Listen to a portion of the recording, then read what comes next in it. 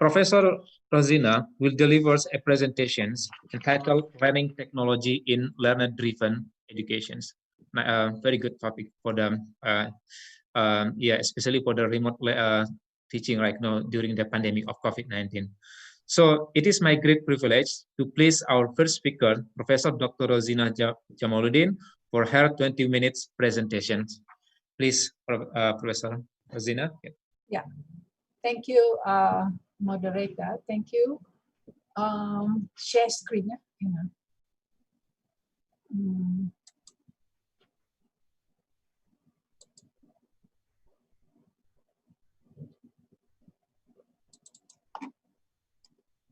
Can you see the screen? Can you see the screen? Yes. Yeah, we can see the screen. Yes, okay, good. All right. Okay. Hang on. I just go to full screen. Okay. All right. Right. Assalamualaikum and very good morning to everyone. It's a great pleasure to be in this conference again. And I thank Ibu Eka for inviting me and on behalf of the committee also, because this is my, I think, third or fourth visit to Padang, Indonesia since 2017, I think. Yeah. So Alhamdulillah, every year I got to meet you all. And today I meet you all virtually online. Every year I will be there presenting myself, but because of this COVID, I'm here virtually. Thank you very much. Okay, so my topic will be learning technology in learner-driven education. And I will be discussing about the quality assurance for open distance learning program in Malaysia, because I'm one of the assessor for open distance learning ODL programs in all public and private universities, because nowadays everything will go online, like what our MC says. It is a new normal that we are going into ODL, open distance learning. And then I will talk about the self-instructional materials, which is when we talk about ODL, you must have SIMS, okay? That is self-instructional material. Approaches to technology-based, the way forward, that is now we are going into MOOCs, micro-credentials, virtual reality, augmented reality, and learning analytics, and also we have big data or 3D printing and all sorts, aligned with the fourth industrial revolution. And then I'm talking about the assessment of students' learning for ODL programs, and lastly, conclusion. So this is the website for the Malaysian Qualification Agency, and it is www.mqa.government.my. So if you go into this website, you can look into all the documents if you are interested into accreditation of the programs, okay? And then the quality assurance for ODL programs in Malaysia, because now everything, it is a new normal that all programs from conventional mode, from face-to-face, mostly programs are offered into ODL mode. So it is probable, flexible, and cost-effective. And ODL programs also provides flexible education opportunities in terms of access in multi-modes of knowledge acquisition. So I think nowadays, the problem of Wi-Fi or internet or data, we should accountable for it already. Last time we always complained that the students don't have internet access, or the students don't have Wi-Fi, or the students don't have data in their mobile phone for internet access. I think that should not be a problem anymore, since after COVID-19, everybody will have to have that access already, no matter how remote or how far you are, right deep in the jungle or anywhere, is a necessity already, you know. So the university or the government should look into this if it is, because many times when I give a speech in any other place, they will always ask me this problem. What is how to conduct ODL program if the place has got no Wi-Fi, no internet, you know, very remote and all this. So at that time was not normal, but with this COVID, it is normal now, okay? So 80% of students' learning time, it should be asynchronous or synchronous. It can be face-to-face or online. And I think starts from primary, from kindergarten, primary school, secondary schools, and right up to the university level. I think with this COVID, everyone has to go online already, you know. So in quality assurance for ODL program, as an assessor, we look into 7 areas of evaluation for the ODL program. That covers the 7 areas that covers program development and delivery, assessment of students' learning, student selection and support services. We look into the academic staff. We look into the educational resources, the program management and program monitoring review and quality, continual quality improvement or CQI. So the program development and delivery is the part that I'm going to concentrate a lot here for this talk within these 20 minutes. So how are we going to deliver our curriculum or our syllabus in this ODL mode during this pandemic time, okay? And then a little bit on the assessment also. The student selection, I think, I leave it to the university how they're going to select the students based on their experiences, based on their qualification. Like in Malaysia, we have APEL or we have this accredited prior to experiential learning. If they work for 5 years or 3 years in the same field, then they can apply for bachelor degree if they have diploma or certificate level. So this student selection, I leave it to the institution. And then academic staff also, it must be in line with what you are teaching, your qualification. Because some of the institution, they just take part-time tutors or part-time lecturers, which are not major in the field. So this is what we are querying about. And educational resources will be, I will touch a little bit here later. And then the management of the university, how they're going to run ODL program. Because sometimes university think that it's easy to run ODL program, but the facilities, the delivery is, and the training for the lecturers is very important, because when you talk in front of the screen, it's different like you are talking in front of the classroom. So you have to act like you are talking in front of the classroom, in front of the screen.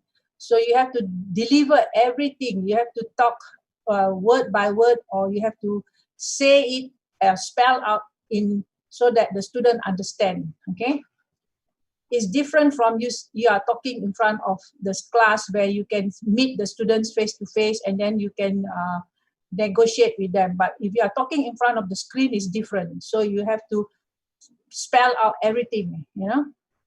Then you have to monitor the whole continuous monitoring of the program. You have to look into the how many years program, the students' learning time. You have to look into the quality, how to improve the assessment and all this. So this is called CQI. Okay.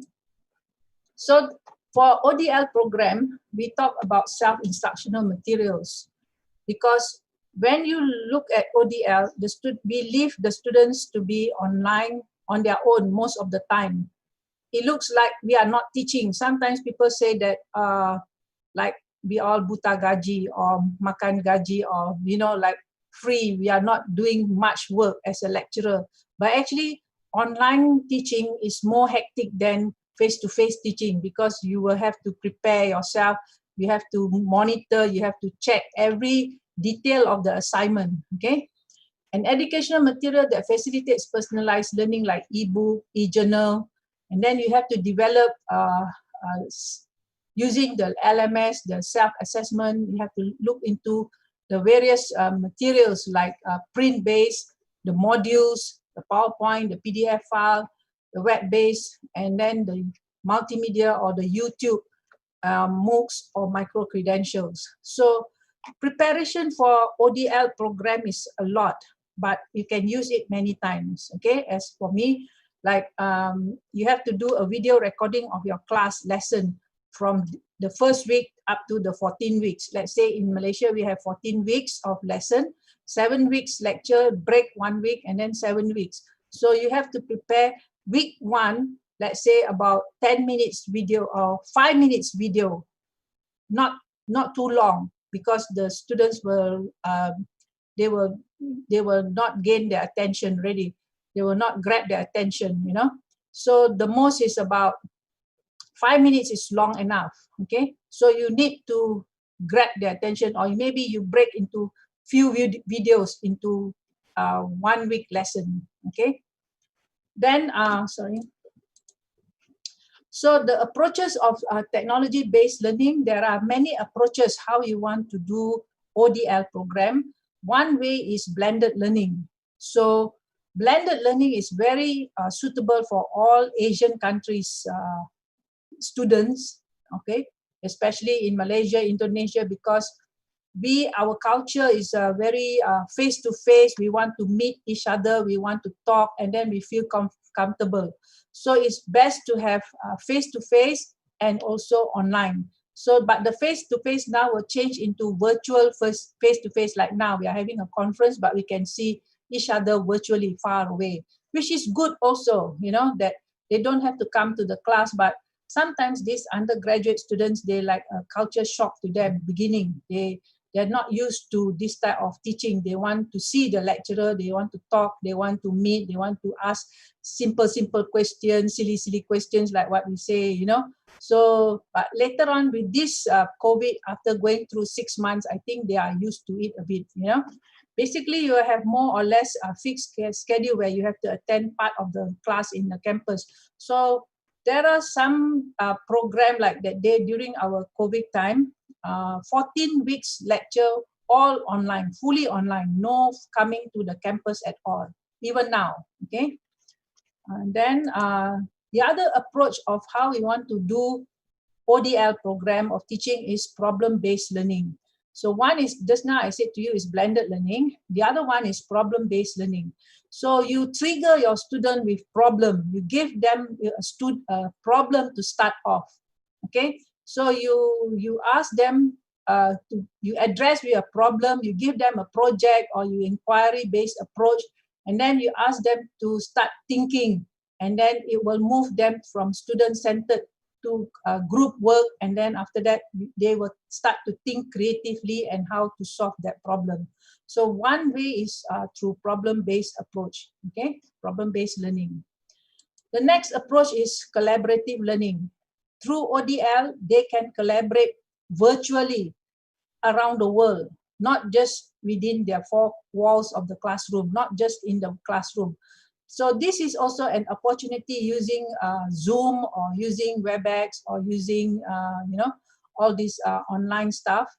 So they can collaborate using Facebook.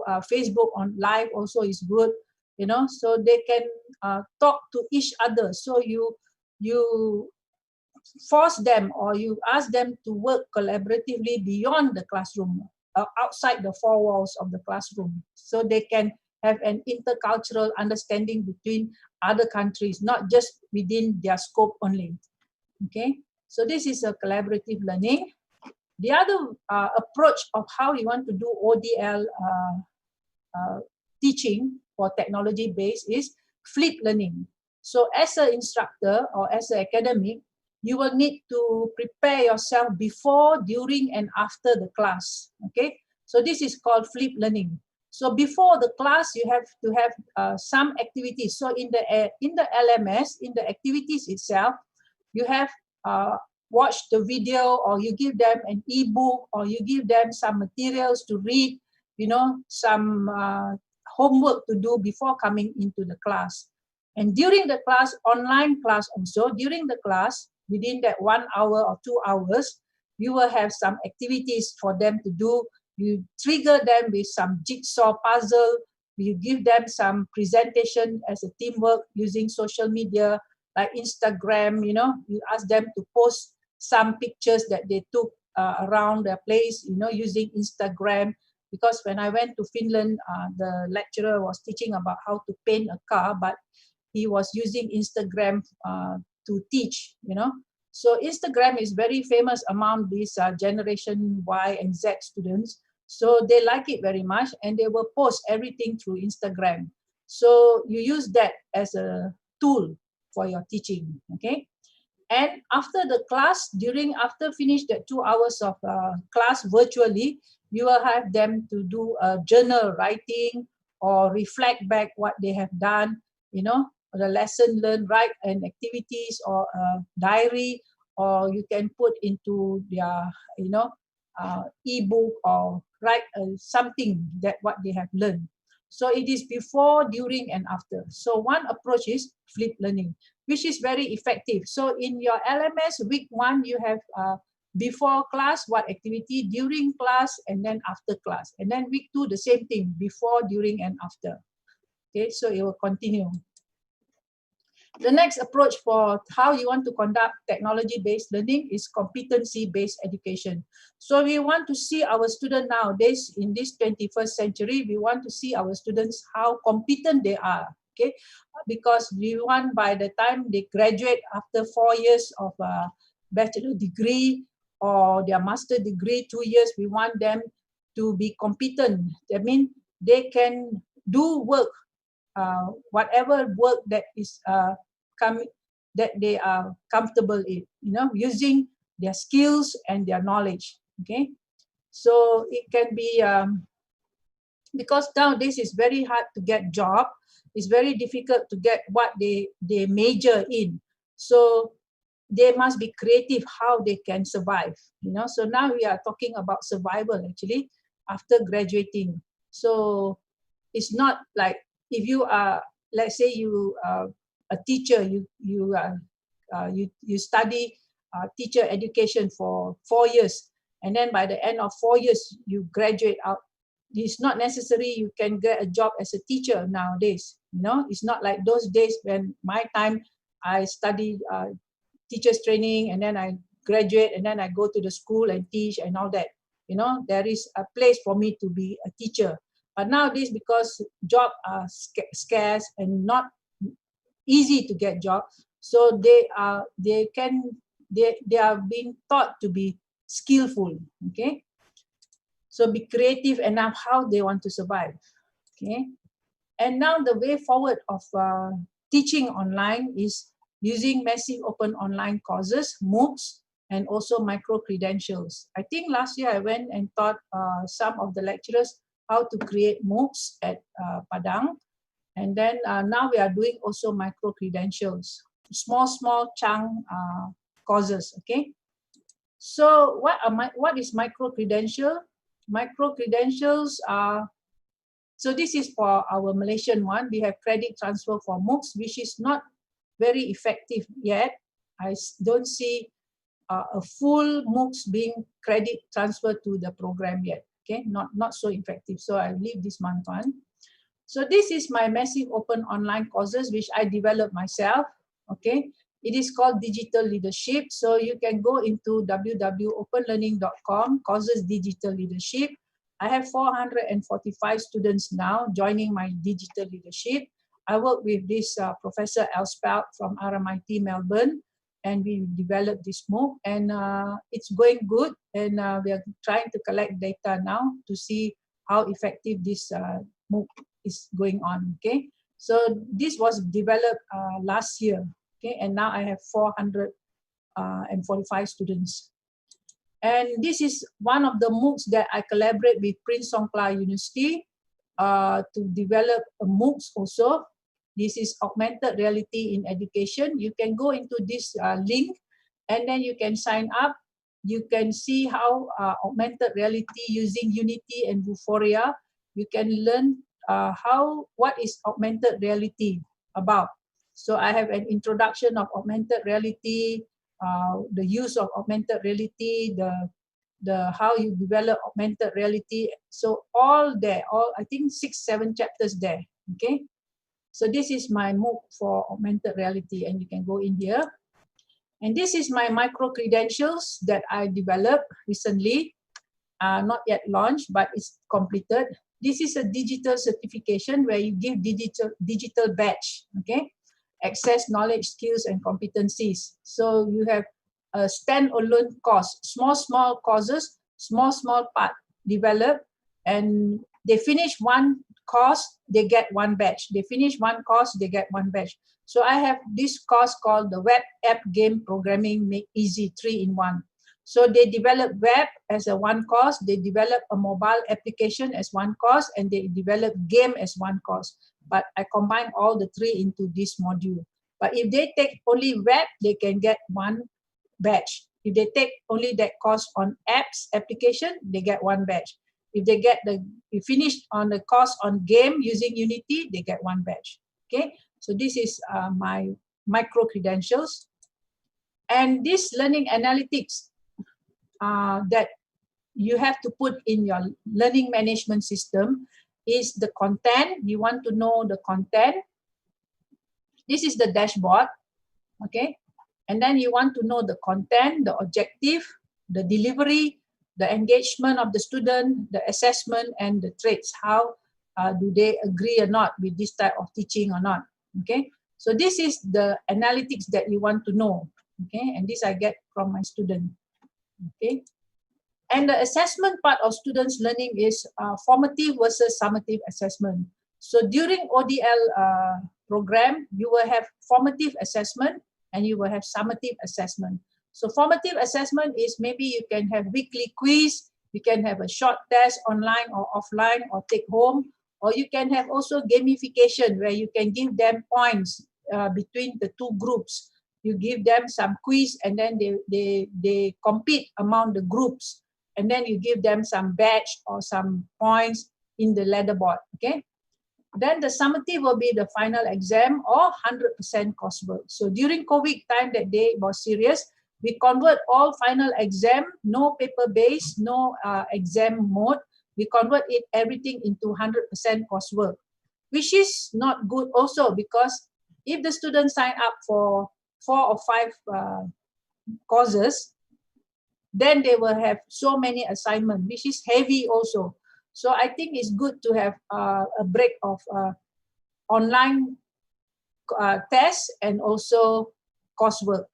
And like I said to you, in the Scandinavian countries, communication is also considered as a test, as a final exam. So they give about 20% communication percentage, where the students have to talk like viva, like a presentation of their work or their project. They have to present. So that takes a few percentage. So communication is considered as one of the exam. And then you have rubrics for assignment, which is necessary for online, where you will see if which they fulfill all the content, the objective. First, the objective, the content, and then ease of use, user-friendly, and then, you have some rubrics to gain A, how many, what, if they fulfill A, they fulfill everything in the tick, in the box, okay? A, B, C, D, or whatever. Then they have to give the report or essay. So you make the students write a report or a portfolio or e-portfolio in every assignment. You make them write a report, not just develop the courseware or develop the product or the project only. So you make sure your student write, because this will help them in future, how when they go out to work, they will know how to write a report, a good, proper report, So every assignment, make sure you ask them to write a report or a short essay of what they have done. Because nowadays students never write, so I make them write a report.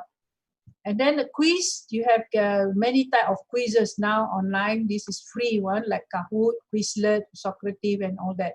So you can do this during the activities, during the class or whatever, okay? So this is assessment. So in line with this 4th Industrial Revolution and Education 4.0, we put in all these attributes in the class, okay? So we want them to know about 4th Industrial Revolution, like augmented reality, virtual reality, big data, learning analytics, robotics. We are coming up in robotics also.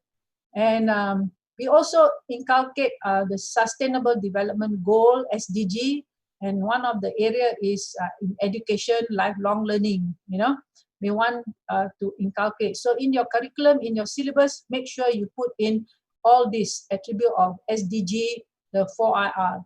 And as you know that learning can take place at anywhere, anytime and at any machine now. So it's not a problem of learning, it's the interest or the motivation of the students only, whether they want to do it or they are not going to do it. That's all, you know. So that's all. Thank you very much. Thank you. Yeah. Thank you, Dr. Rosina, for your great presentation about how technology impacts the learning methods. So from the presentation, Bu Rosina said that we can use technology for the ODL open and distance learning through the collaborative learning, flipped learning, and competency-based learning. So, so we will have some question later after the all keynote speaker presents the presentation. So now we go next to the our second speakers, Dr. Abdul Khalik. Hello, Assalamualaikum, Dr. Abdul Khalik.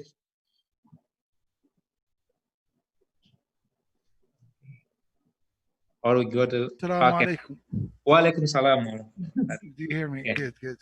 Okay, thank you. Dr. Abdul Khalik Al-Khatani, Associate Professor of English, King Khalid University, Aba, Saudi Arabia. He got Bachelor of Arts and Master of Arts in English and TESOLs from the King Saud University Riyadh, and the University of Central Missouri for the master degree, and he got the PhD in teaching English as a second language or TESOLs from the Oklahoma State University 2006. Currently, he has some administrative tasks. Like he is the Vice Dean of Development and Quality, College of Language and Translation, King Khalid University, member of General Committee of Curricula and Study Plan at the King Khalid University, chair of the Main Committee of the Curriculums and the College of Language Translations, and members of College Language and Translation Council of King Khalid University, and many more. He got some awards or honors. We can see that he got a scholarship for graduate studies in TESOL from the Saudi Arabian governments, honorary membership of the Phi Beta Delta and Honors Society for the International Scholars of Central Missouri State University. His research interest is the constructive rhetoric and written text analysis, and ESP, English for specific purposes, and then language genesis and evaluation, language in context, sociolinguistic. Okay, so it is, he will present learning strategies, reading as examples. So it is my great privilege to please our second speaker, Dr. Abdul Khalik Al-Khatani, for his 20 minutes presentation. Thank you. Thank you so much, brother. Bismillah ar-Rahman ar-Rahim. والصلاة والسلام على رسول الله رب اشرح لي صدري ويسر لي أمري واحلل عقدة من لساني يفقهوا قولي. My bad, brothers and sisters. I'd like first to thank you so much for asking me for this wonderful conference and to have the opportunity to meet with you guys for the second or third time, I suppose. Thus far, I feel great honored. I feel honored and privileged, actually. My presentation today actually about reading about strategy, learning strategies. First of all, when we want to know what strategy is something that we do every single day, every single minute. Whenever we have a problem, we resort to strategies. We actually do strategies unknowingly that we're doing strategy. We are being strategic. And the more we're being strategic, the more we're being smarter and more successful in our living endeavors. When it comes to academia or academic work or academic success, we come back to the grassroots of education, which is reading. Reading is the grassroots of education. Wherever you go, we need to learn how to read. And people get it for granted that if you are a native speaker of a language, that means you're probably a good reader of that language. Well, in fact, that's not the case. Being a native speaker of a certain language doesn't mean you're a good reader of that particular language, let alone learning a foreign language like English in Saudi Arabia or English in Indonesia or Malaysia or wherever you are. Here, English is a foreign language. So it's yet another struggle, another extra mile, as it were, towards the perfection of literacy, which is reading, the grassroots reading. So what do we do? A strategy is something that we resort to whenever we're faced with a problem. Okay, reading is a problem, and it's an L1. Reading is a much more problem in L2, particularly in a foreign context, like Saudi Arabia or Indonesia, Malaysia, or wherever you are. So, what is learning strategies? We need to know what are learning strategies. Learning strategies is a whole field of study that's been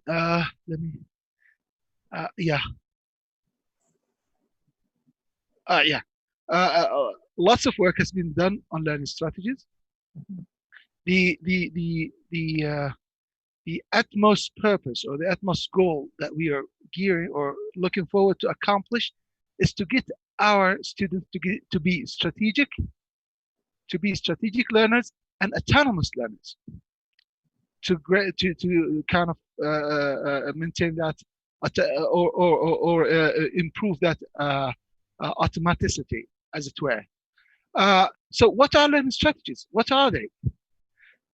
Oxford, who's one of those, she's one of those scholars in learning strategies, actually came up with a definition of learning strategies only in 2017, in her book in 2017, that was published in 2017. And as a result of a content analysis of the definitions of learning strategies, she came up with this definition in page 48. It reads like, L2 language learning strategies are complex, dynamic thoughts and actions selected and used by learners with some degree of consciousness in specific contexts in order to regulate multiple aspects of themselves, such as cognitive, emotional, and social, for purpose of A, accomplish language task, B, improving language performance and use, and or enhancing long-term proficiency. Enhancing, I want you to underline this, enhancing long-term proficiency. This is what we are looking for, or what we want to accomplish with our students, enhancing long-term proficiency. The strategies are mentally guided, but also have physical and therefore observable manifestations. Learners often use strategies flexibly and creatively. Strategies are teachable. This is very important. Strategies are teachable. Learners in their context decide which strategy to use. Appropriateness of strategy depends on multiple personal and contextual factors.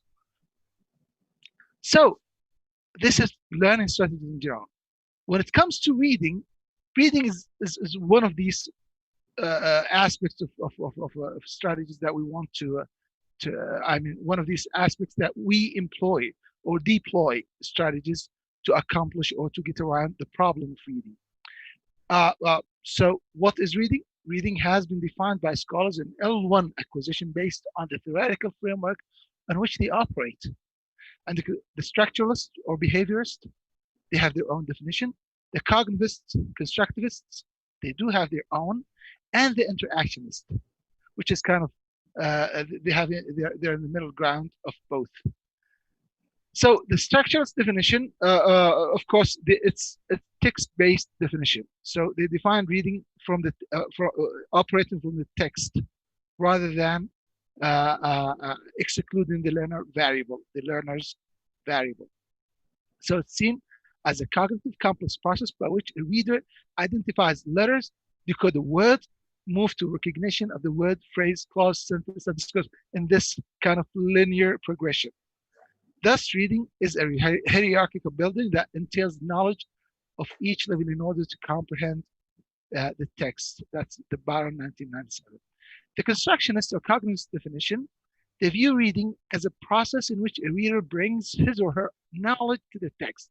So it's reader-based rather than text-based. So it's the other way around.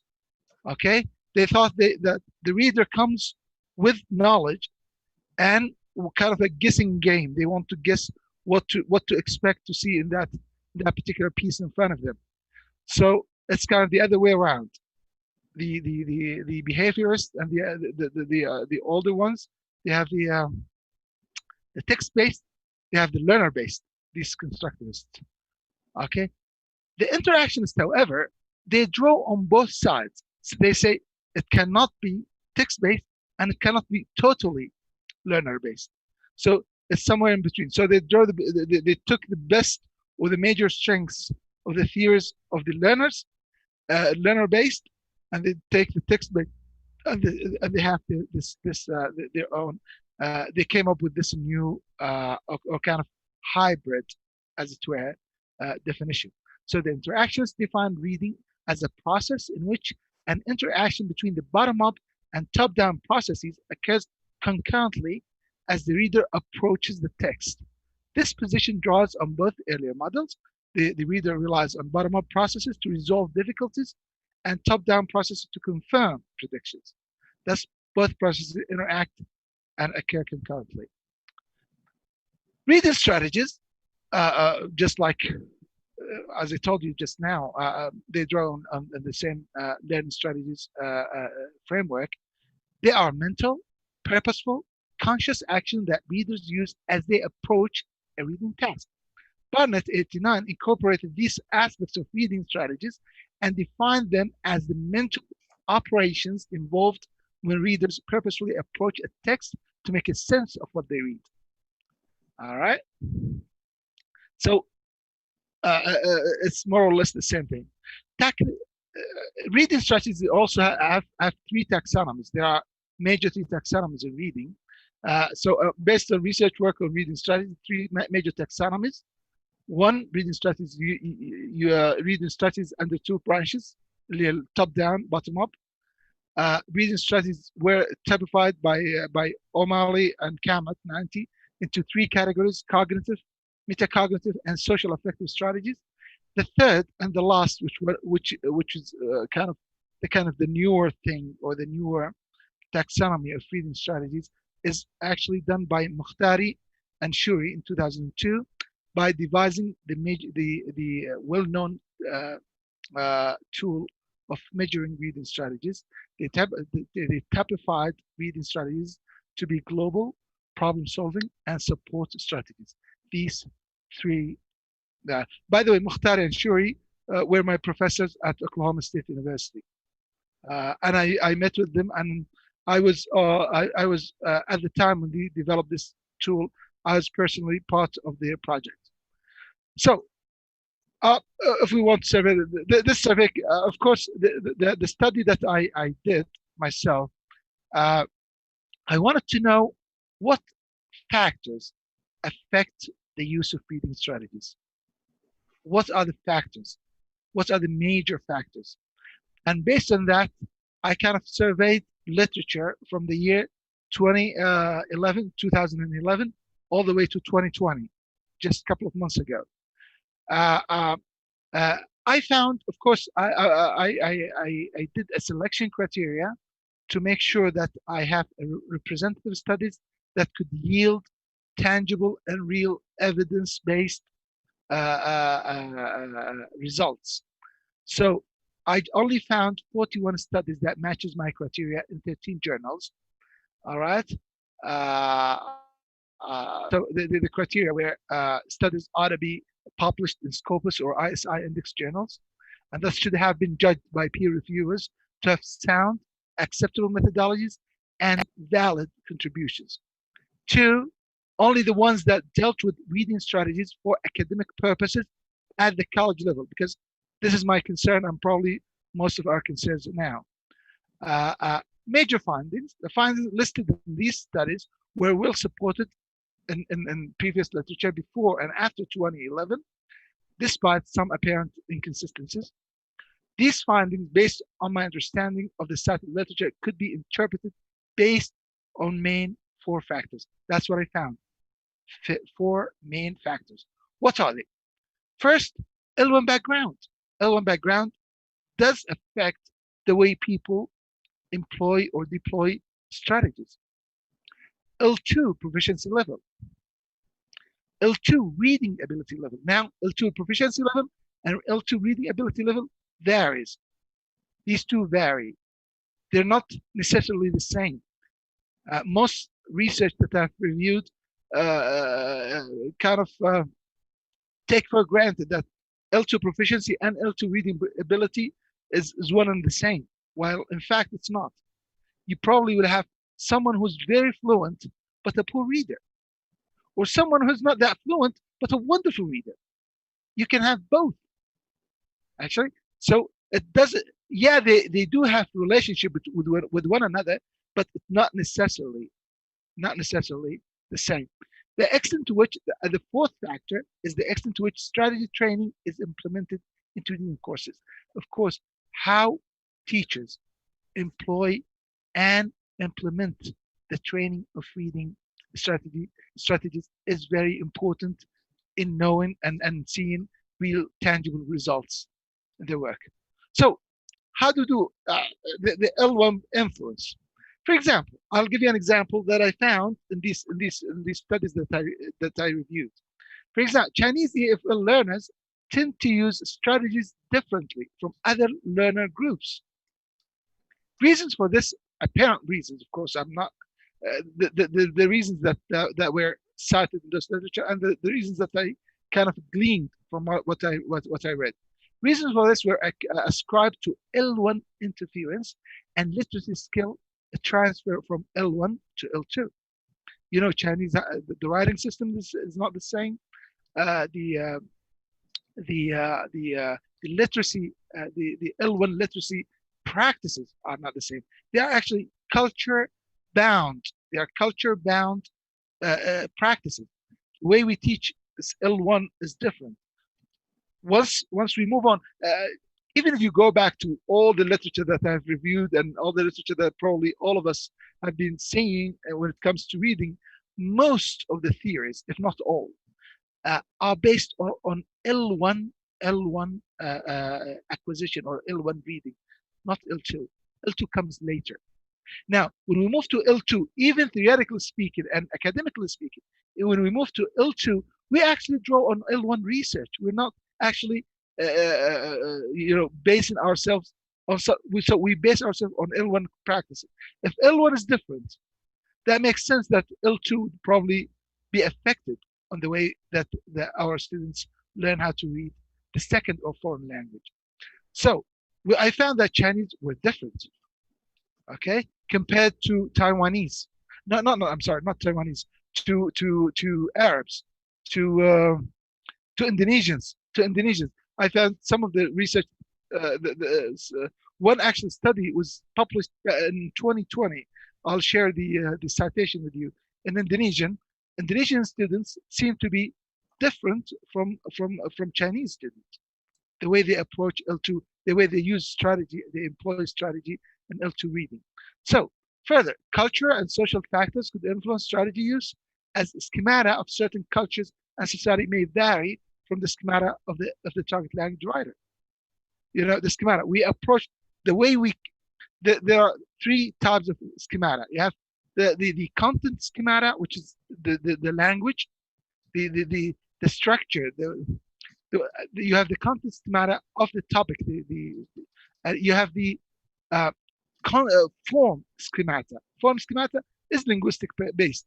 The form of the language, how the structure of the language, the way we perceive the structure of the language, the form schemata. And you have the culture schemata.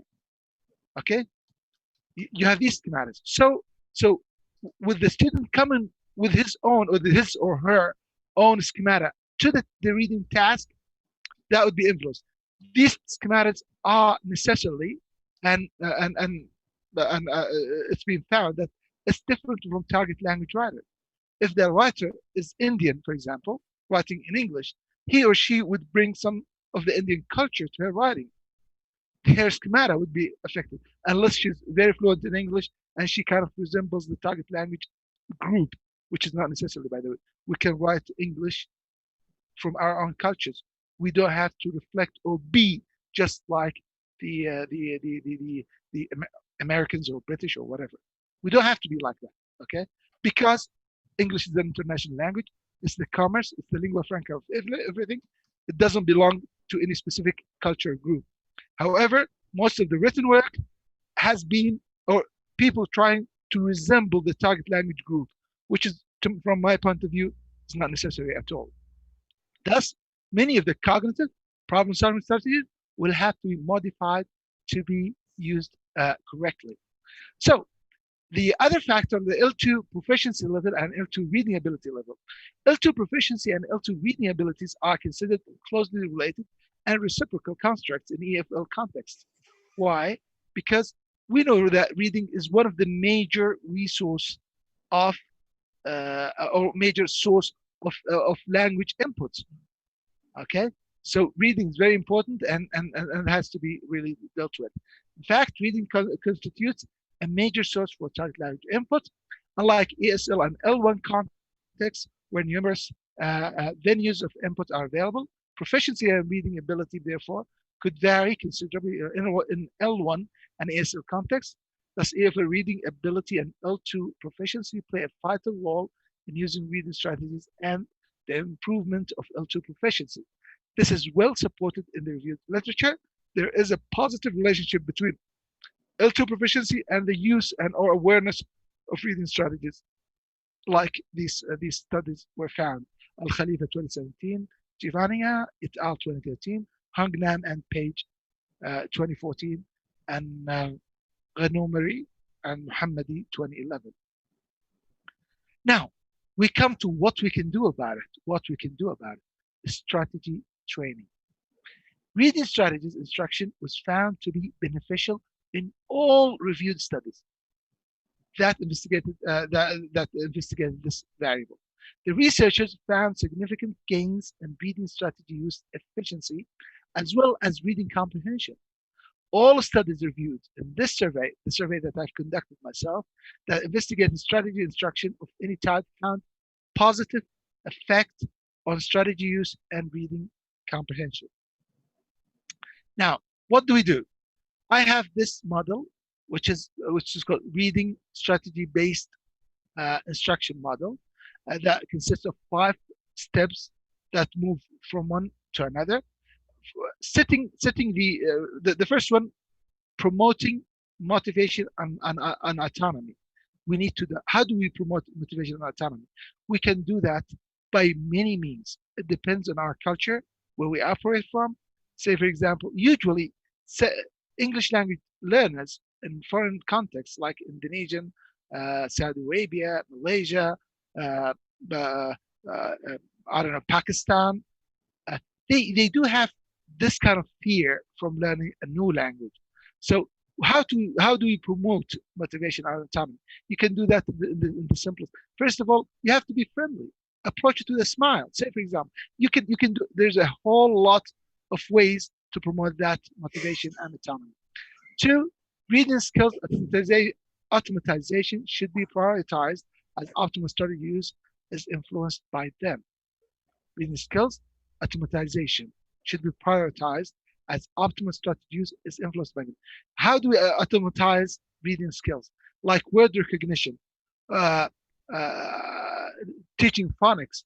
It's been established since the 70s that there is a minimum threshold of reading. Unless you get your student to that threshold, you won't able to let them read.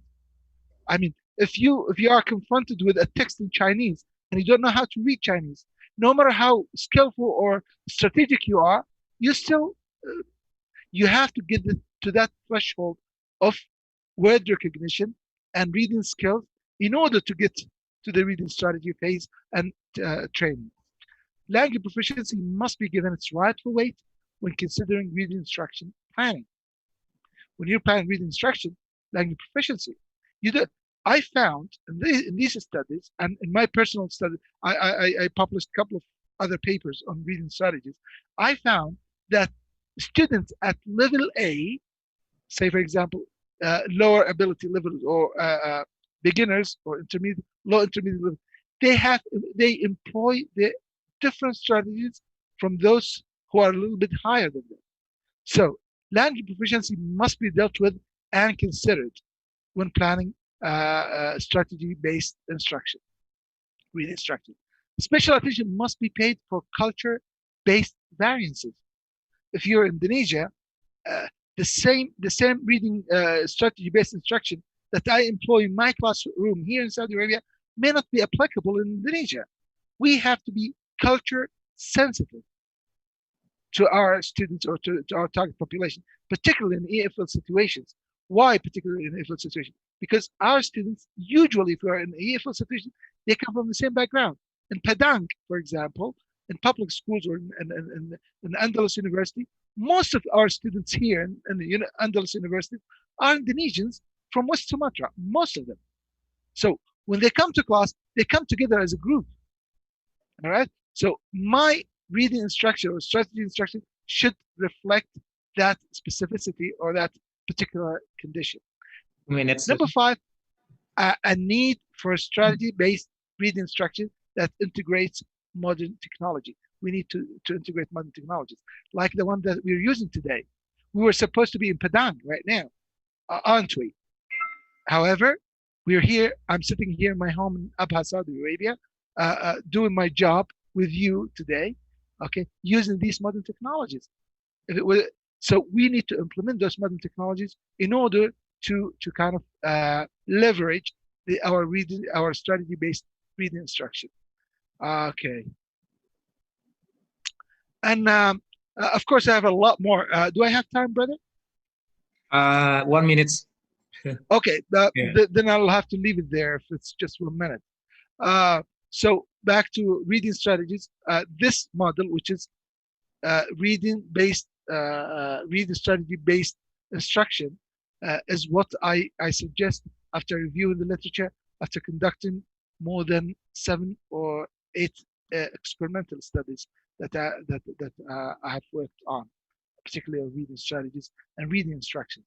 And please make sure that you become realistic when you're setting your goals, when you plan your curricula, particularly reading curriculum, to know and be realistic that our students should not be native speakers of English. We shouldn't be expecting them to be native speakers of English or read like native speakers, but we do want them to read and use the language effectively and to the best that serves their own interests. Thank you so much for asking. Thank you so much for listening. Assalamu alaikum wa rahmatullahi wa Waalaikumsalam warahmatullahi wabarakatuh. Thank you so much, Dr. Abdul Khalik, for your great presentations. So please make sure that for the audience, if you have questions, please write your questions to the Q&A panels in Zoom apps. Please write your questions formats, name, institution, question to the homes, and question speaker will answer the question during the discussion session. Okay, I think it's a great presentation from Dr. Abdul Khalik. He has described some reading strategy and then some research results. What is the factor or determining factor for the reading strategy, like how culture and social culture, and then how language proficiency, and then how reading strategy is instruction are important for the reading strategy. Now we go next to our next speaker. Our last speaker for today is Professor Dr. Hani Lucinda, APT, Head of Quality Assurance Unit LP3M, Universitas Andalas. She got bachelor and master degree for the pharmacy from Andalas University, and then she got the PhD also in pharmacy from the School of Pharmacy, Curtin University of Technology, Perth, Australia, 1998. Okay, her field of interest is pharmacy and drug stability and biopharmacy. And her position right now is the head of quality assurance LP3M or Lembaga Pengembangan Pendidikan dan Penjamin Mutu Universitas Andalas 2020 until now. And then before she was a Vice Dean of Financial Affairs, Faculty of Pharmacy, 2014-2018, and then Coordinator of Center for Quality Assurance, LP3M Universitas Andalas, 2014. And she has some publications published in the top journals, like from the Journal of Pharmacy and Pharmacology Research, and what is it? Okay, and then there are some other top journals. Now, she will deliver a presentation entitled Quality Assurance on Remote Learning During the COVID-19 Pandemic, the Andalas University Experience. So it is my great privilege to place our last speaker, Professor Dr. Hani Lucinda, for your 20-minute presentation. Bismillahirrahmanirrahim. Assalamualaikum warahmatullahi wabarakatuh. Waalaikumsalam. Thank you, Dr. Fajri, for the opportunity to talk today. So please let me share my screen, please. Yeah, before we start.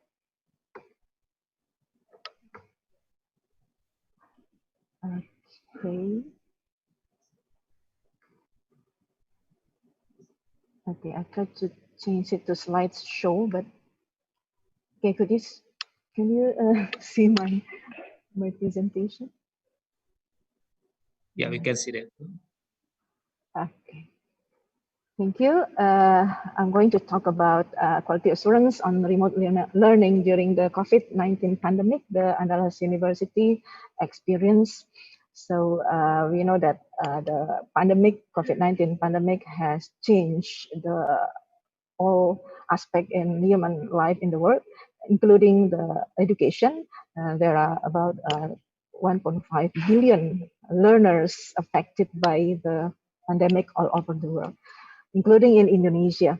So the benefit, if we can say that the advantage of the pandemic is that it accelerates us to do it forced us to do the education 4.0, including implementation of e-learning in our teaching and learning process.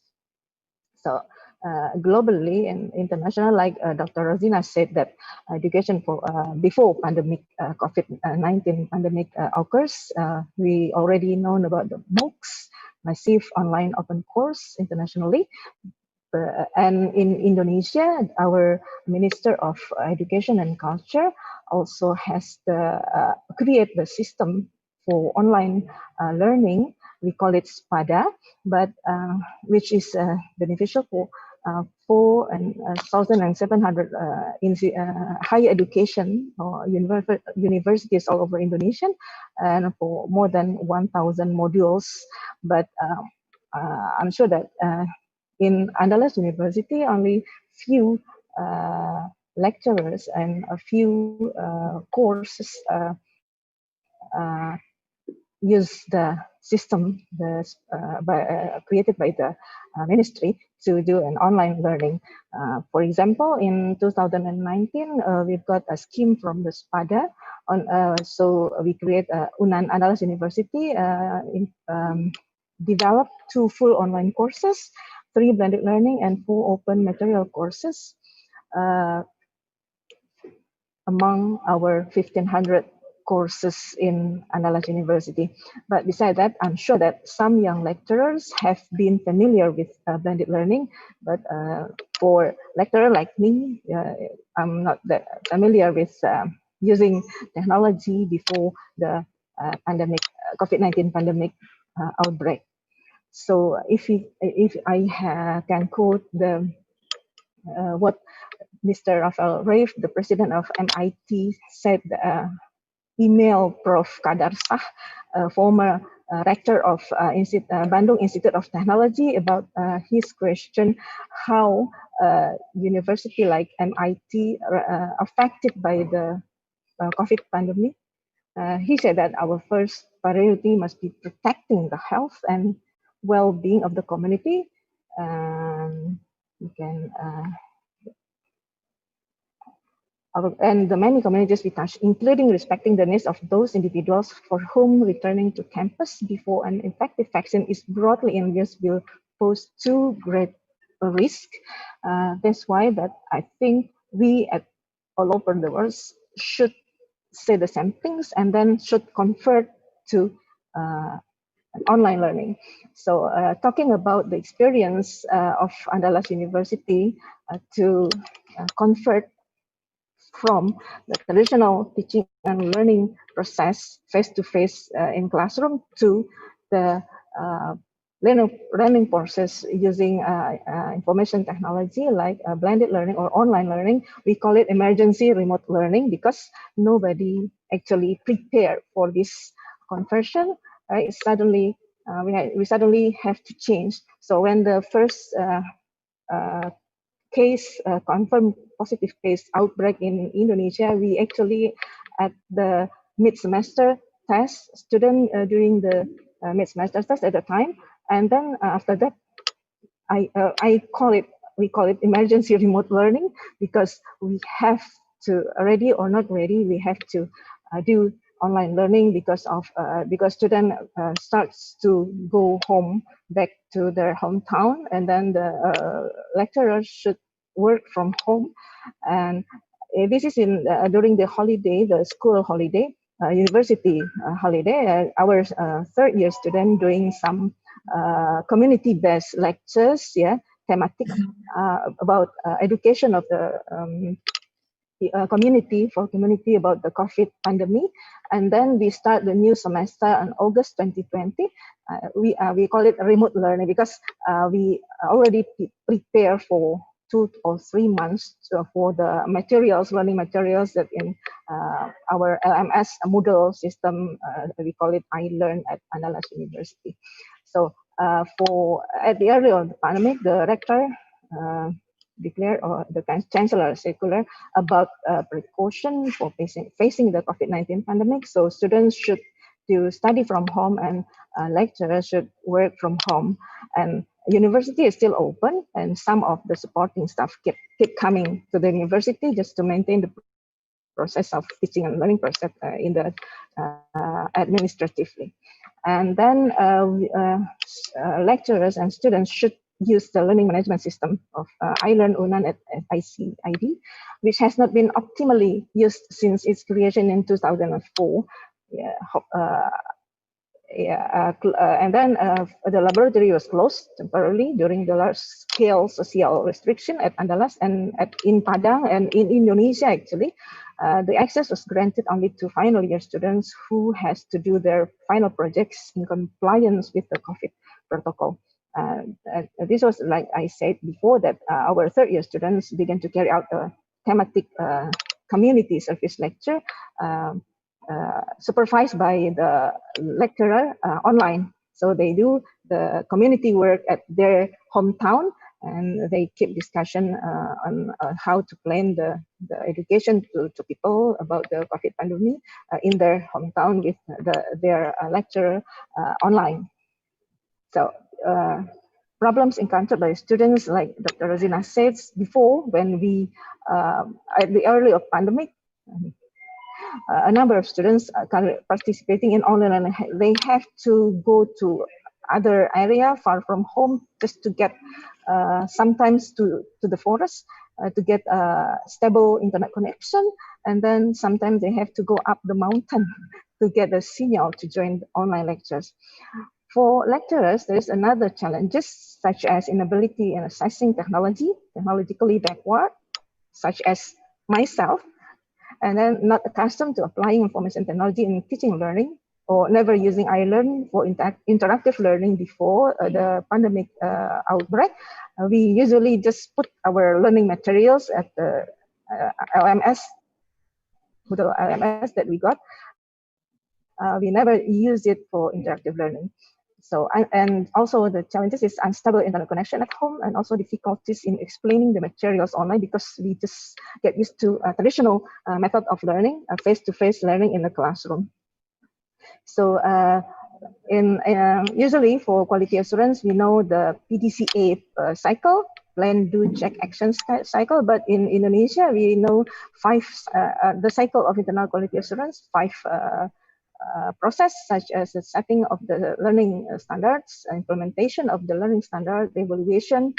SFI is study from home standards, right? Online blended learning standards, and then P for controlling the learning standards, and improvement of continuous quality improvement of learning standards. So while we do it at the internal quality assurance unit to evaluate and to monitor how the online learning courses were conducted by lecturers online during the pandemic, so we can learn from that and prepare for the prepare ourselves to more better online courses when the pandemic still here.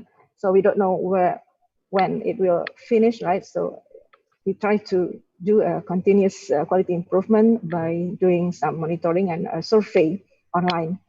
So for the setting of learning standards, we publish the internal quality assurance unit publish some what we call it panduan or guidance how to for the students how to do the study from home, and then we put it in our website lp3m.unan.ic.id.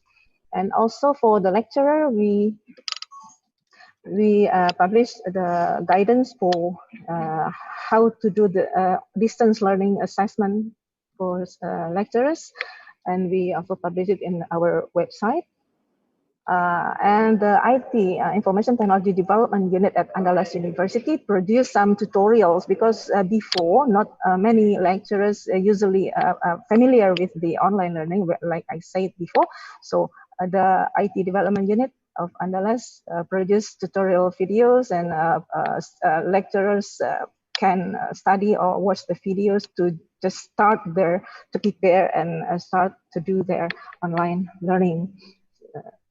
You can find it from the UNAN website, actually. So this is the how we help the lecturers to plan or to prepare themselves for the emergency remote learning at the early of the pandemic. This is an example only when I use a Zoom platform to do synchronous teaching and learning process from the office. And for I can do that for the master degree students, because most of the students already work, so they don't have problem with the internet quota or internet connection, because most of them stay in Padang. But for our undergrad student, in one class, we usually have 75 to 80 students. Some of them are from rural areas that they don't have internet connection. Some of them doesn't have a smartphone, and so I use also the iLearn platform, LMS Moodle LMS platform of Andalas University, and doing it in an interactive way. Usually before the pandemic, I just put my materials and course plan here, but during the pandemic until now, I'm sure that most lecturers use this LMS platform for interactive learning, such this. So I asked them to make a resume or a summary of like a flipped classroom, like Dr. Rosina says before. We try to be interactive with students, have a discussion, and then I ask them to make a resume. This is just an example. Some of my friends also use Google Meet, WhatsApp, and any other media to do the online learning. For the evaluation process of the learning standards, we conduct a survey online, which is answered by the respondent, about 2,761 of students, and answered by the respondent from the lecturer is about 202 lecturers. Is about this for students is about 13% involved in our survey. For lecturer is about 15% of lecturer involved in our survey. They are from 14 faculties. Yeah. The results we can see here that most of the students, respondents are the undergraduate students, 89% are undergraduate students, and the online media that they are used by lecturer from the student point of view, most of lecturer are using WhatsApp, yeah, 84.7%, and also using Zoom, iLearn, Google Classroom, Skype, and other media. They also use Facebook, Instagram, Twitter for online learning. And next, the learning medium, online learning media liked or preferred by students. Most of students prefer using WhatsApp rather than iLearn, Zoom, and Google Classroom. And yeah, the activity of learning activities preferred by students, most of them, 65% like virtual synchronous, only 45% like asynchronous. Yeah. And for the activity that conducted by the lecturers during the online course, from the student point of view, they said that a lot of lecturers do deliver their materials, learning materials during the online. 89% said that the lecturer gave them an assignment to do, and then 83% said they have a discussion with the lecturer during the online learning. 84% lecturer check their presence, yeah, list of presence during the lecture. And for the materials, learning materials, 98% of lecturers share their PowerPoint, PDF, Excel, and other files in the iLearn in our LMS. Some 61% share the video and audio and others materials online. So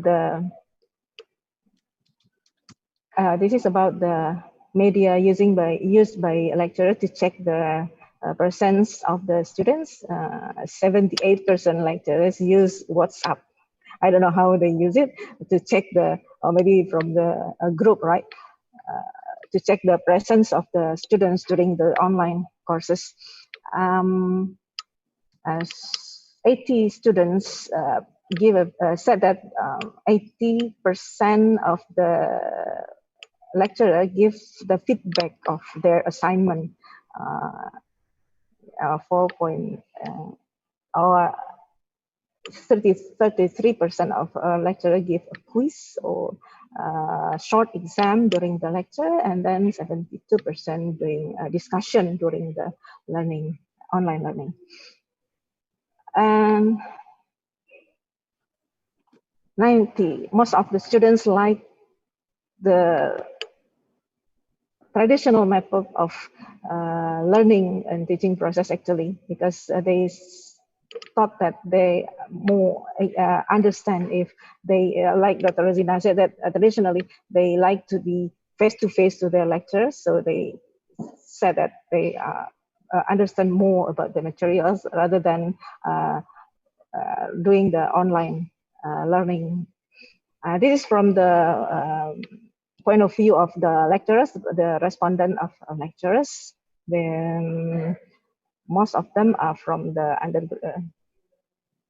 most of the lecturers said that 95% has used iLearn, Unan iLearn during the pandemic.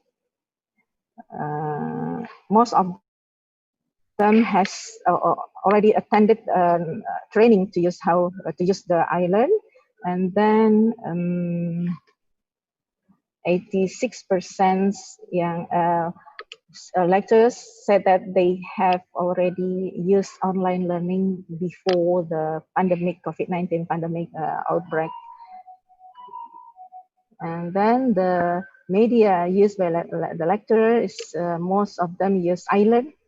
Students said that most of the lecturers use WhatsApp, but lecturers said that most of the media that they use is 66% is iLearn. So this is a bit different between students and lecturers. Yeah, respondent. Okay, 1 minute. You can see the results of the evaluation. If I can conclude the results of the survey, that the students prefer the media used to do online learning WhatsApp, Zoom, iLearn, but lecturers prefer WhatsApp, iLearn more than Zoom. And then for activities, students during the study from home, students said that they use virtual synchronous. Lecturers said the same things too. Method, the learning method preferred by students is offline class, but lecturers prefer combination of online and offline course, maybe after the pandemic gone. And to improve our capability of our lecturers to do online learning during the pandemic, during the holiday, lecturers are given the opportunity to develop lecture and learning materials. And then our LP3M, LP3M, our key unit encourages lecturers to carry out classroom actions, so they can prepare a video tutorial for lab works, and then also for lesson material in online learning, blended learning. All lecture materials are fully documented at LMS iLearn, and now they're presented in our ICED-QA conference as the results of their action course research. Thank you, Dr. Fajri. Thank you, Prof. Hani. Okay, great presentations. I think Prof. Hani have already discussed before that there are some challenges for the remote learnings, like internet connection, especially in Indonesian case, and also the technology. Bu Hani said that GapTech is one of the most problems, especially from the senior lecture, and then internet problem too. And then a nice the interesting is the result of the study that Bu Hani find that said that WhatsApp is the most used for the student and also the lecture.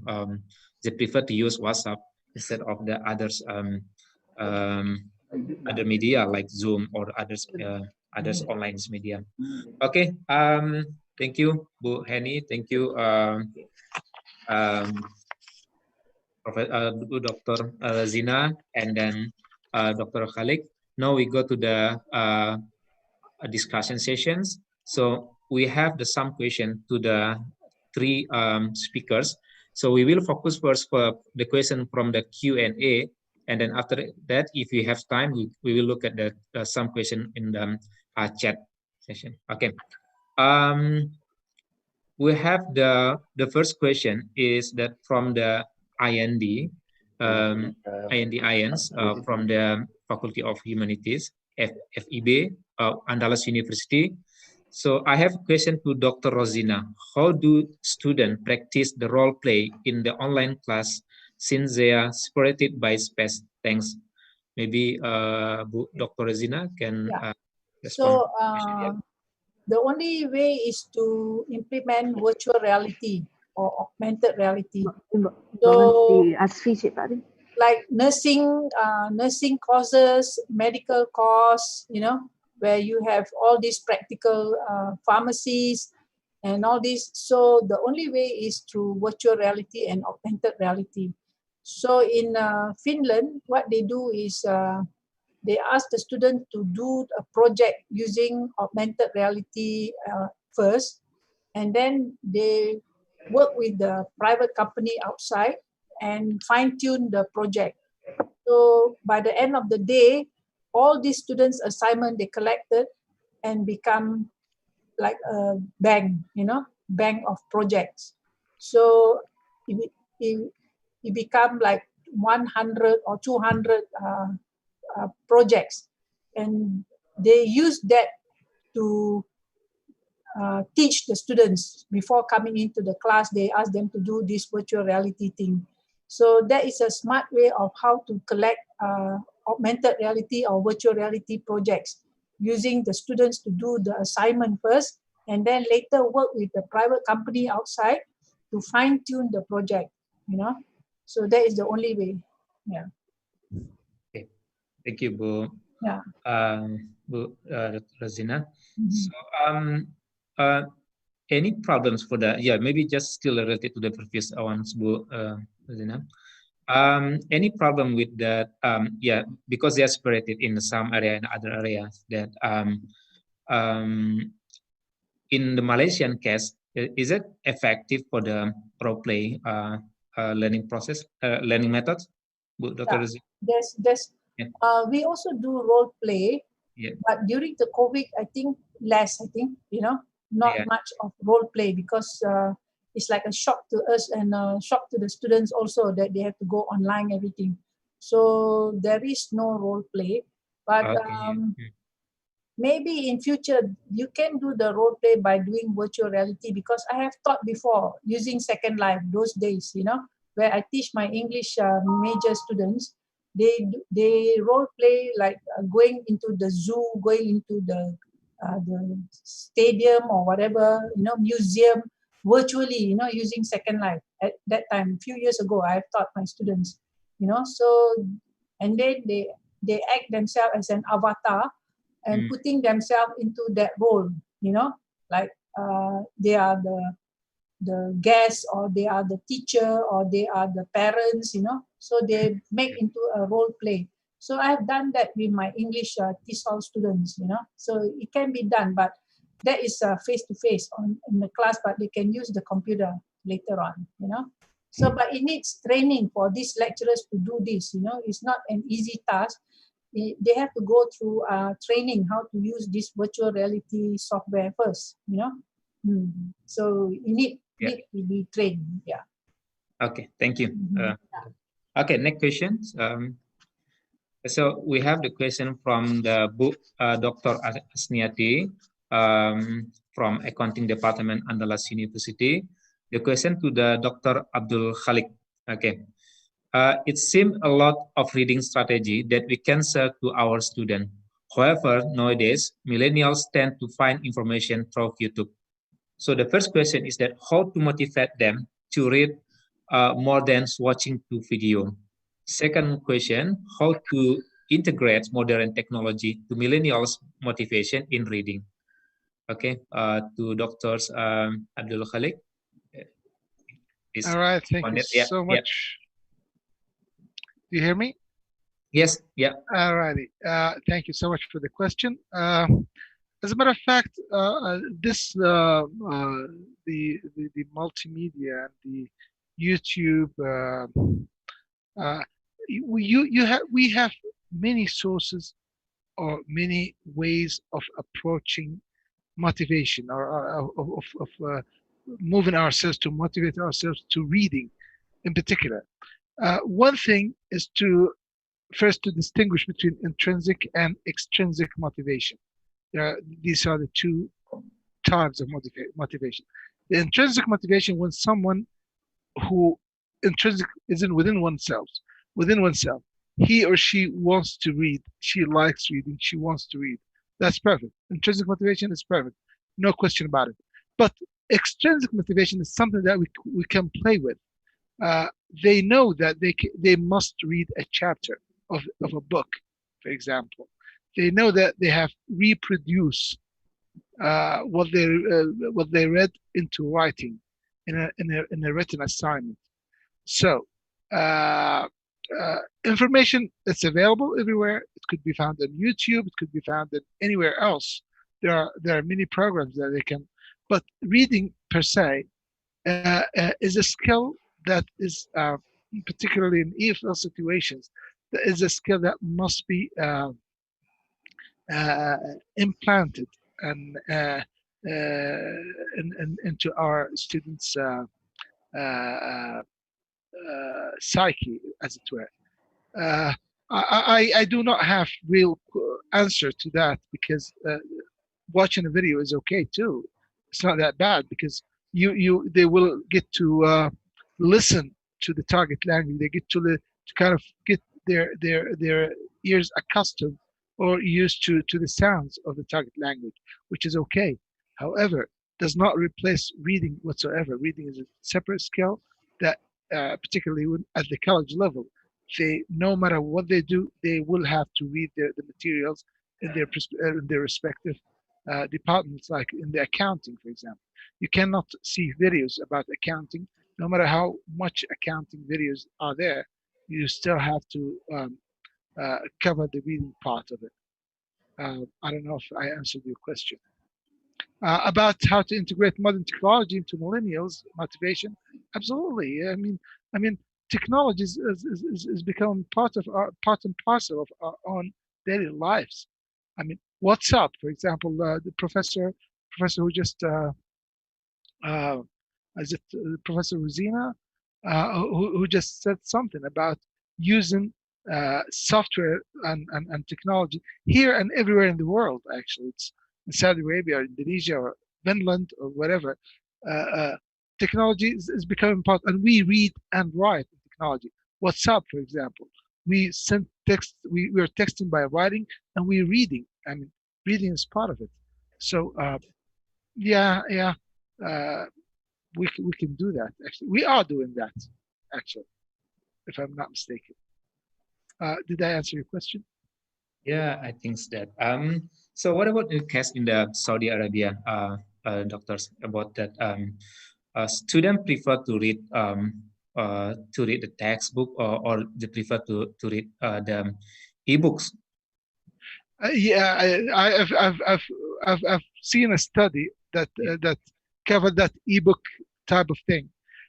People are in kind of a transition period between hard hardcover book or what we do, yeah, and the ebook. We are in transition period, to tell you the truth. Even nowadays, when you are sending, say, for example, particularly with this COVID-19 pandemic, we tend to use to send PowerPoints to our students. Most of them actually read them on screen rather than printing them out. Yeah. So we are actually in a transition period from paper to e-reading. Actually, we are in that position nowadays in Saudi Arabia. Yep. Yeah. Okay. Thank you, Dr. Abdul Khalik. So next questions. Okay, still from Bu Asniati to Dr. Razina, back to Bu Dr. Razina. By having the Industrial 4.0, it seems that we have to be creative in measuring student performance. Otherwise, we measure their performance that can be copied from the student, each others, or find the answer from the internet.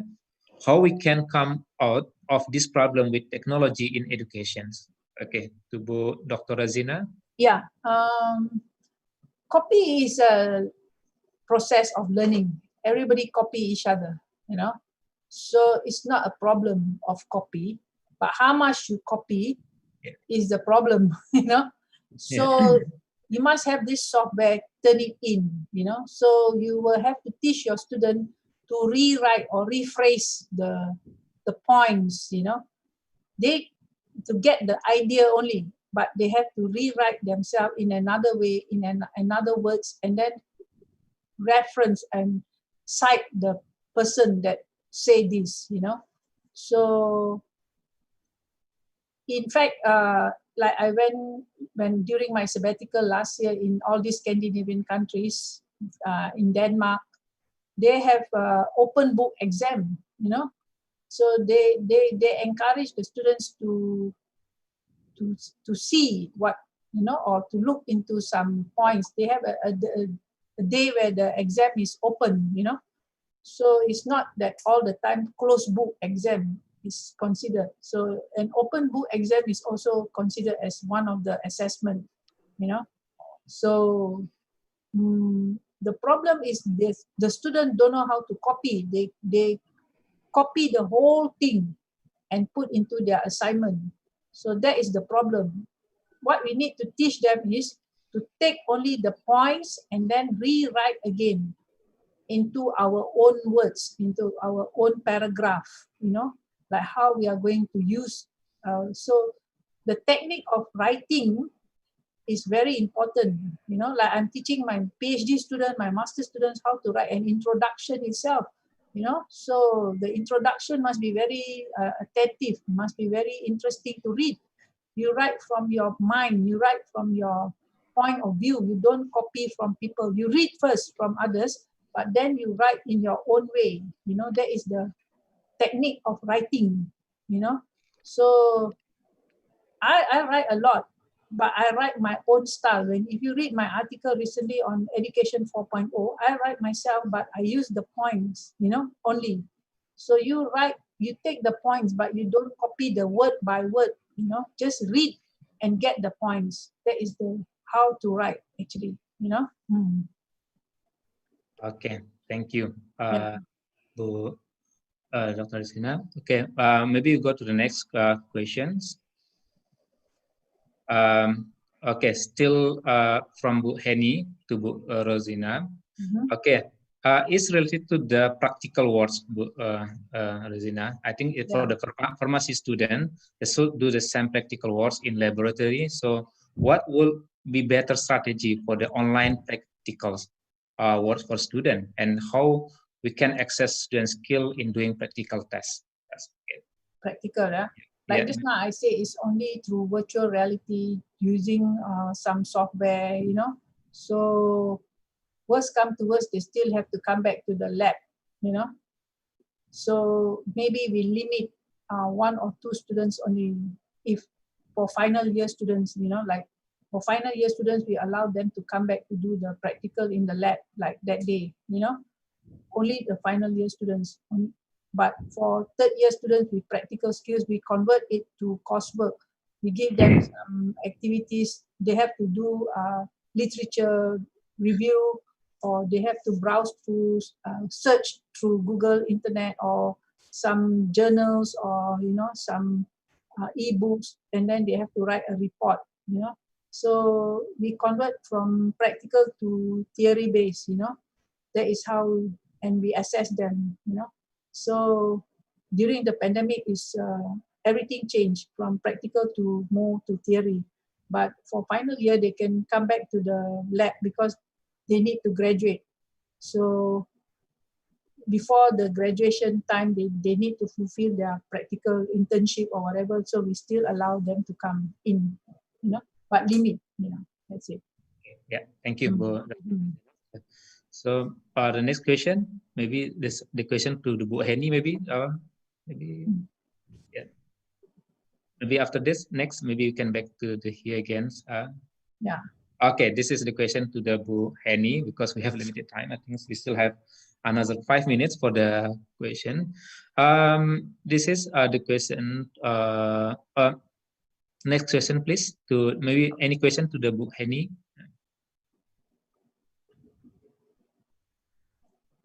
Next. Next. Sorry. Yeah, next. Before, there is a question from Ibu Ana, actually, from yes. Muhammadiyah. Yes. Okay. This is the question to Bu Heni from Bu Ana from Muhammadiyah University of West Sumatra. I have got questions to Bu Heni. Your university has KKN thematic for the third year student. In my opinion, the student just have a little bit about their competence for their subject. What can they do for the KKN thematic? Then, could you please elaborate about this lovely program? Thank you. To Bu Hani. Okay, thank you. Thank you, Bu Ana from Muhammadiyah University of West Sumatra. I should share that this is the new type of community service lectures. So we call it thematic, KKN thematic. So the students in their hometown do an education to community about the COVID pandemic. My students usually they are from pharmacy school, faculty of pharmacy, so they make leaflet or they make hand sanitizer. So it's related to their knowledge, actually, their competences. So that's why they need to be supervised by the lecturer online. We do discussion online. So what they prepare to give to the community. Some of them give the education, like present something, some materials about COVID, how to make your immune system strong to fight against COVID, and some other activities. I'm sure that students from other faculty do the same things with their competencies. That's why we call it KKN thematic. So it's quite different than the community service lectures before, where students gather from other faculties, from different faculties, gather in rural areas, and then they do some social works for community in that where they are practice. Maybe this answers the Miss Anna question. Dr. Fajri, thank you. Yeah. Do you have opinion for the social science student, Bu Hani? Yeah. What's in it for the KKN thematic here? For social students, maybe they can educate people or community how to cope with the pandemic, COVID. I'm sure that COVID affect their income. Yeah, so socially they would be affected. Psychologically, they also our community is also affected. That's the social students can approach the community how to cope with their life, during and maybe after the pandemics. Dr. Fajri. Thank you, Bu Hani. I think just want to make sure to the committee, to the MC. Do you still have time for the discussion? Maybe 5 more minutes. Okay, 5 more minutes. Okay, maybe we check the question. Another question to the to Dr. Abdul Khalik. I saw that some question from Bu Ike. I think this one from the. There is the question from the Bu Indah, University of Tadulako, to Dr. Abdul Khalik. Do you have tips on how to start reading such a thick book? So, and the second question, how to improve memory on what you read? Thank you. Yeah, to Dr. Abdul Khalik. Yeah, please respond. All right. Thank you so much. About memory, let's start with the second question, how to improve memory on what you read. It depends on your interests and the purpose of reading. Because when we approach a reading task, usually you have a purpose. If your purpose requires, because the way human memory works, but by the way, I think I published a paper in one in the about memory in the previous conference last year about memory. How memory works in the human mind is interesting. It's just like a computer. You have a RAM where you can just put the kind of short-term memory, and you have the long-term memory. It depends on your purpose. If your purpose is to keep that information for a longer period of time, usually you commit it to the hard disk, which is the long-term memory. If it's not, if you think it's just for fun or whatever, so it depends on your purpose. It has nothing to do with reading. It depends on your purpose. As for the first question, do you have tips on how to start reading such a thick book? Well, again, it depends on your purpose. If that thick book is something that it will be tested on, if that book would probably give you a shot on a better job in the future. Say, for example, you're preparing for a job and you're required to read this book in order to pass that interview or to pass that exam, entrance exam. Then, yeah, you'll have to read it you have to approach it in a way that is much more in a different way than if you're reading it for fun. So again, your motivation, your purpose of reading would be probably the best to tackle that. Yeah, hope I understand. I answered your question. Okay, thank you. Okay, I just have a question about the quick reading, doctors. So, do you have opinion? Is it the quick reading is effective or not? The question for me or for? Yeah, for you. Yeah, yeah. Yeah. Okay. What we call speed reading. Speed reading is a technique, actually. It's a technique that we train our students to do in order to bring their reading, the automatization of word recognition. Okay, we kind of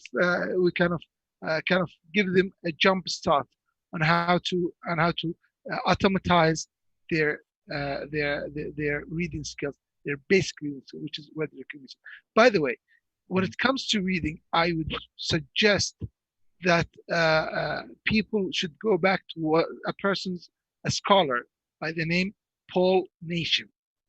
Paul Nation written extensively on these things: reading, reading effectively, speed reading, what they call intensive reading programs, because all of these are ways to kind of improve the efficiency of our students' reading. Having said that, there are inconsistent results when it comes to speed reading and what do they call it? Speed reading, and what's the other reading? Skimming, scanning. These reading skills, these basic skills. There are lots of inconsistencies. What works for a person or a group of people or a culture may not very well work or apply to the other. I have seen many cultural differences when it comes to grasping or reading comprehension at large. So you should be aware. Do not lose heart if you discover that, say, speed reading didn't work for my students. Okay, because maybe they're not ready yet. Remember the threshold that I talked about?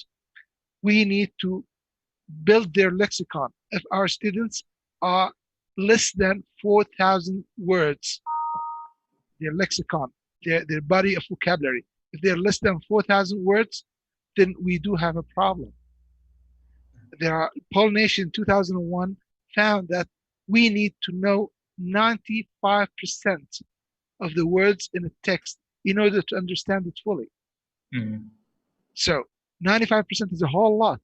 I also read read one of the questions saying that our students rely a lot on dictionaries. They translate every word because they don't have the vocabulary.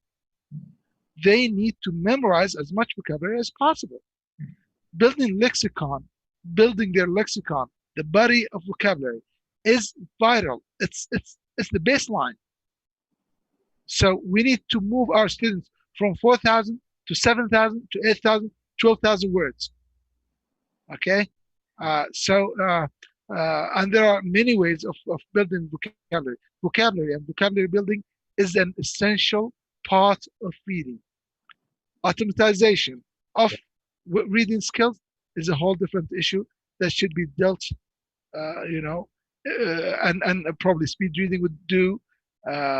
All these kind of these are not strategies. These are techniques, simple techniques, but not reading strategies. What we need, once the reading strategy has moved from being a strategy to a skill, that because we are becoming more fluent in applying those strategies. Once those strategies become subconscious, they're skills, they're normal strategies anymore. I hope you answer your question. Okay, thank you, Dr. Abdul Khalik. I think it's time for our keynote presentations sessions. So we still have some questions from the audience. So I think for our speaker, if you have time, maybe you can respond Mr. online. Fajri, maybe Yes. we can invite all the speaker to have a photo first. Oh, okay, yeah. Thank you, Pak Yose. Okay, before we end the our keynote speaker session, so can we have the photo session together? Yeah. 1, 2, and 3. Okay, thank you. Okay, thank you. Okay, thank you, Dr. Abdul Khalik and Professor Rosina Jamaluddin, and then Prof. Dr. Hani Lucinda for your great presentations. There are some idea, especially for the current situation for the remote lecturer. So hopefully that if for the audience, if you still have any question, I think you can contact the committee for the email address of our each speakers, Dr. Abdul Khalik, Bu Rozina, and then Bu Hani Lucinda. Okay, thank you so much. Assalamualaikum warahmatullahi wabarakatuh. Waalaikumsalam. Thank you. Thank you. Okay, then back to MC here. Our keynote speaker, Dr. Abdul Khalik Al-Qahtani, Professor Rosina Jamaluddin, and Professor Dr. APP Hani Lucinda, and our moderator, Dr. Fajri Adrianto. Thank you for your time.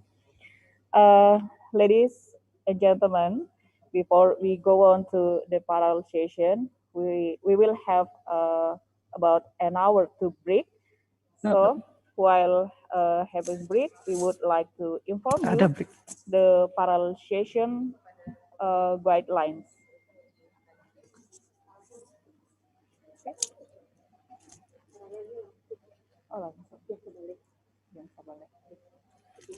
Moderator.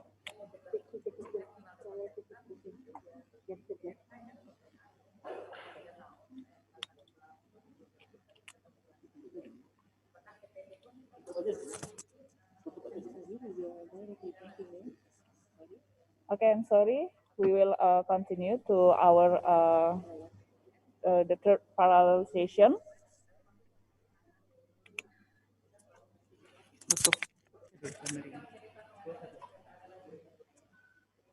Thank you for your time.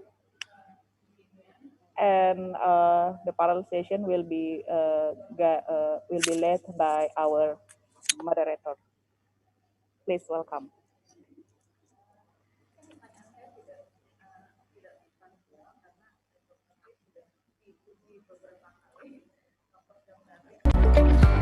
Andalas University is located in Padang City, which is the capital city of West Sumatra, endowed with a beautiful geographical area and religious community.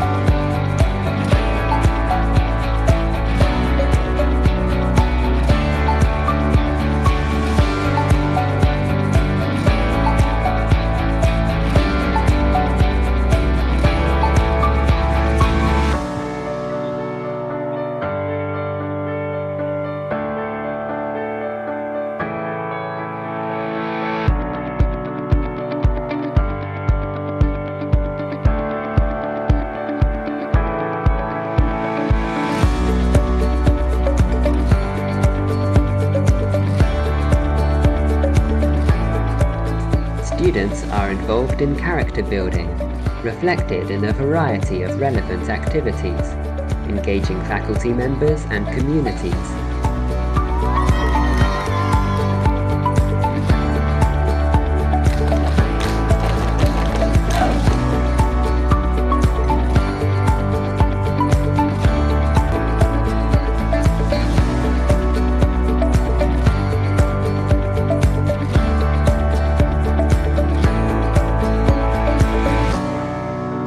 The university's unique academic structure also promotes interdisciplinary collaboration and allows the faculties to teach across related disciplines.